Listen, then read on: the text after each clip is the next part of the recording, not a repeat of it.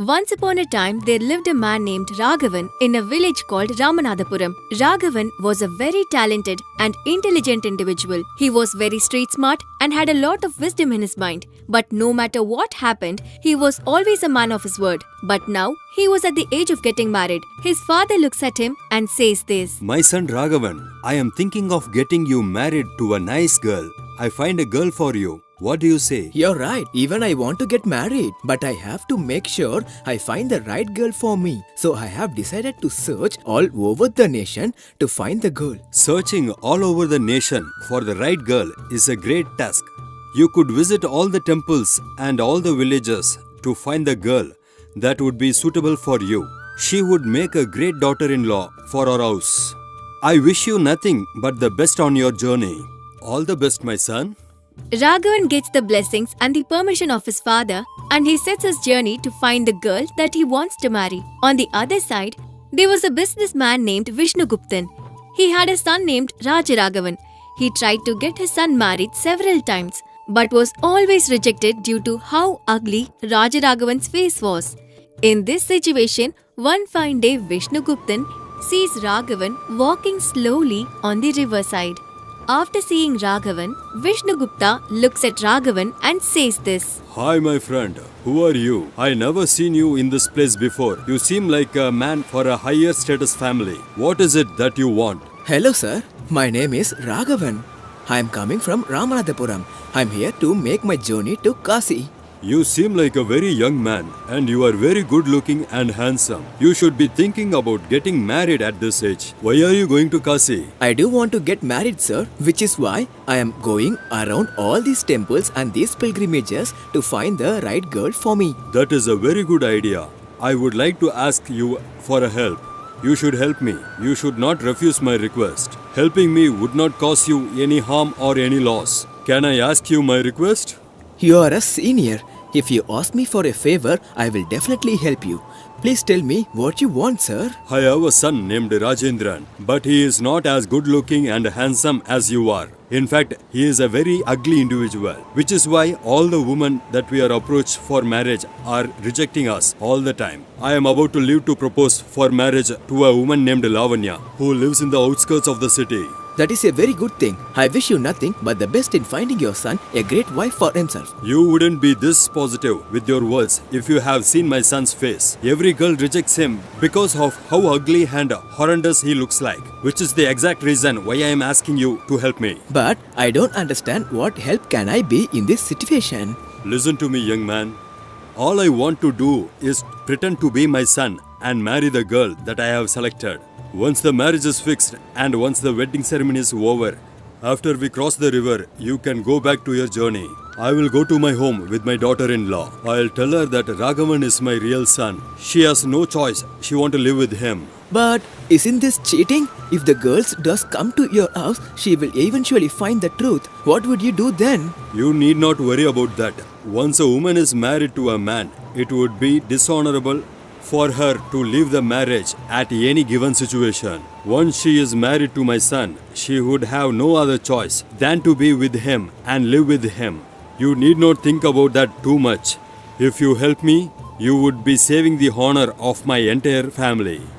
Unable to refuse the request, Raghavan accepts to marry Lavanya reluctantly. Vishnu then takes Raghavan in a boat and travels across the river to meet Shivan, the father of Lavanya. Shivan looks at both of them and says this. Thanks for coming. I am also grateful to have you as my guest. You are most welcome. This is my son Rajendran. He is a very beautiful person inside and out. He is very talented and very intelligent. Vishnuguptan introduces Raghavan as his own son to Shivan. Shivan looks at how beautiful Raghavan is and he says this to him. You are a very handsome looking individual. You also seem like a kind of loving person that you suit my daughter's desires and needs. My daughter is a very lucky person. Come, let us eat and then talk about the rest. She even thinks that Raghavan is actually Vishnuguptan's son. After a while, he shows his daughter to Vishnuguptan and Raghavan. And then he agrees to have his daughter get married to Raghavan. My son seems to like your daughter very much. If you are also in agreement to liking my son for marriage. We can finalize this right here and now. We also like your son very much, but we have spoken to our astrologer and he told us that tomorrow is a very auspicious and fortunate day. It will only come once in every year. I would suggest both of you to stay here in my place for the night and let us finalize this marriage tomorrow. Are you okay with that?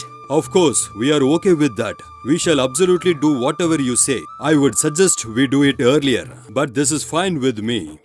Vishnuguptan and Raghavan agreed to stay in their house that night. While they were sleeping, Raghavan wakes up in the middle of the night as he is not tired. He goes away outside of the house to get some fresh air. After walking for a long time, he goes near a tree.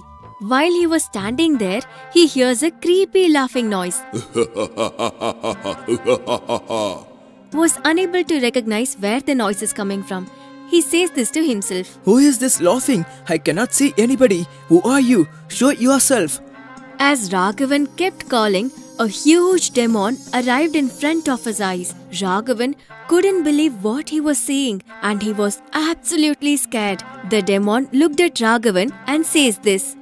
Hey youngster, I have been hungry for a long time and I was waiting for someone to come in this spot so that I can devour them. I am glad to see you here because I am going to eat you alive. Sir, I am here to help another person. My generation's legacy is of men who once gave their word will never take it back. If you kill me and eat me alive right now, my soul will never rest in peace and I will end up haunting everybody in this vicinity. But if you let me marry the woman that I want, tomorrow I shall be here right in front of you for you to eat me. You can trust me. I will never take back my words once given. What are you talking about?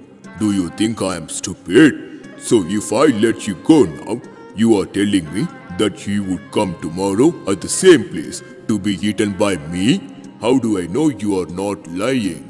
I am a man who never falters on a promise that I had given to somebody. Even though I do not like to cheat a woman and marry her, I am doing it because I gave my word to an old father. Therefore, I would like to let you know that I will never ever fall back on a promise that I have given.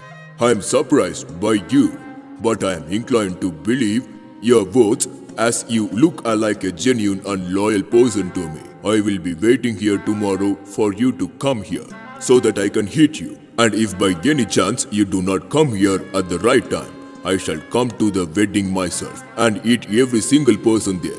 Because of your deceitful nature, several lives will be lost. I guarantee you, sir, that I will be here on time for you to eat me. I shall keep my promise and I shall come back. The next day, Raghavan and Lavanya get married. That night, Raghavan and Lavanya are sent to a room, and Raghavan does not pay a single moment of attention towards Lavanya. Lavanya looks at Raghavan and she wonders why he isn't talking to him. Lavanya thinks that maybe she did something wrong and that is why her handsome husband is upset at her. Lavanya pretends to go to sleep and Raghavan notices this. Raghavan says this to himself. It looks like my wife is asleep. I have fulfilled the promise that I gave to Vishnuguptan. Now I shall go and fulfill the promise that I gave to the demon. That night, Raghavan then gets out of the house and walks towards the area where he met the demon. His wife Lavanya secretly starts following him to see where and what is he doing in the middle of the night. As Raghavan got near, the demon spotted him and said this to him. Congratulations, youngster.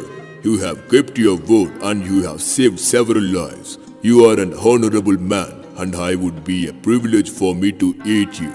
Get over here right now so that I can eat you. Come over here. I am so hungry. Raghavan's wife interferes and she is shocked to see the demon. But after a while, she realizes that the demon is about to eat her husband. When she realizes this, she looks at the demon and she says this. Sir, please let him go. This is unfair. Who are you, lady? Oh, you must be the wife of Raghavan. You seem like a very young and intelligent lady. You should run away right now, as I am hungry and I am about to eat your husband. If you're so hungry, please eat me. Do not eat him. Because if you eat him, What will I do with my life? I don't care what you do with your life. You can go and beg for money or do anything you want to. If you kill my husband, who will take care of me? My life would be terrible, so I suggest you to eat me. Alright, I shall give you a curse that would help you. Whoever does not give you money will have their heads explode. You can have this curse, and now I shall proceed to eat your husband as I am hungry. If that is the case, okay then. I shall ask you right away. I want you to give me a husband right now. The demon was shocked that Lavanya had asked him this. He was quite surprised that she used his own curse against him. This impressed him very much. The demon looked at Lavanya and said this. Congratulations, lady. You have outsmarted me in every way you possibly can. If I refuse your request to keep your husband alive, my head will explode and I will die. And if I let go of your husband, I will die out of starvation. You are the perfect wife for your husband. You both can live now and live happily. Raghavan was really glad that his wife saved his life that day. But he feels guilty that he hasn't told her the truth about who he is yet. The next day, Raghavan, his wife, Vishnugupta and her father travelled towards Vishnugupta's house. When they reach the river, Vishnuguptan brings Raghavan to the side and says this to him. My friend Raghavan, I will forever be indebted for you for what you have done for my family and my legacy. But from today onwards, you and me should never ever see each other again. You are not my son and I am not your father. After we cross this river, my son will take over your position as husband. And I want you to be gone so far as you can possibly go, okay? Raghavan feels guilty that he had cheated Lavanya, but he also remembers the promise that he had given to Vishnuguptan. He then decides to abide by the promise that he gave him, and he says this to Vishnugupta. That girl Lavanya is a very good girl. Please take good care of her and make sure that all her needs and requirements are met. My son will take care of it. You can leave right now. As they were all getting onto the boats, Vishnuguptan pays the boat rider of Raghavan extra money so that he can sink him and kill him in the middle of the river. As Vishnuguptan and Lavanya kept travelling in the boat, Lavanya becomes suspicious of this as her husband was not found for a very long time. Lavanya goes to Vishnugupta and says this. Sir, everybody has arrived, but where is Raghavan? He is not to be seen. Oh, you are asking me about your husband? This is your husband. Can't you see? Why are you so doubtful? When Lavanya looked at Vishnuguptan's son, she was quite disgusted by how horrendous his face looked. Realizing that Vishnuguptan had cheated him, Lavanya starts crying, and after a while, Lavanya says this to Vishnuguptan. Are you trying to tell me this ugly man is my husband? Let us see who is right or wrong. I want to go and complain to the king. Vishnuguptan becomes really afraid when he thinks about the fact that Lavanya would actually go and complain to the king. He realizes that the consequences could be the death penalty for him. He gets afraid. I am so sorry, lady. I will not force you to marry my son. You can go back to your own house and I will not see you again. After saying this, Vishnugupta then sends Lavanya back to her home in a boat. On the other side, Raghavan is drowning in the water as he can barely swim. But somehow, Raghavan tries his best to keep his head off the surface of the water and he manages to reach land. After a lot of struggle, Raghavan reaches land. He gets up and he says this to himself. Vishnuguptan is a traitor and he had cheated me. I think this is because of the sin that I committed by cheating that young and beautiful girl. To make this right, I have to go back to our house and tell everything that I had occurred so that my sins can be forgiven. Raghavan goes to Shivani's house to see and apologize to him. But he is pleasantly surprised to see Lavanya in the house as well. Lavanya, Where have you gone all this while? I was very worried about you. I thought Vishnuguptan had did something terrible to you. But anyway, I'm so happy to have you here. That is alright, Lavanya, but you have to listen to everything that I have to say. No, I don't want to listen to anything. I know you're a man of your word and you would keep your promise no matter what. I don't want to know under what circumstance you did this and I will not ask you. Let us live happily from now on. Thank you so much for understanding. Raghavan and Lavanya get together and fall in love. Raghavan is glad that he has finally found the woman that he loves. As they go back to Raghavan's house, Raghavan introduces Lavanya to his parents and they both live happily ever after.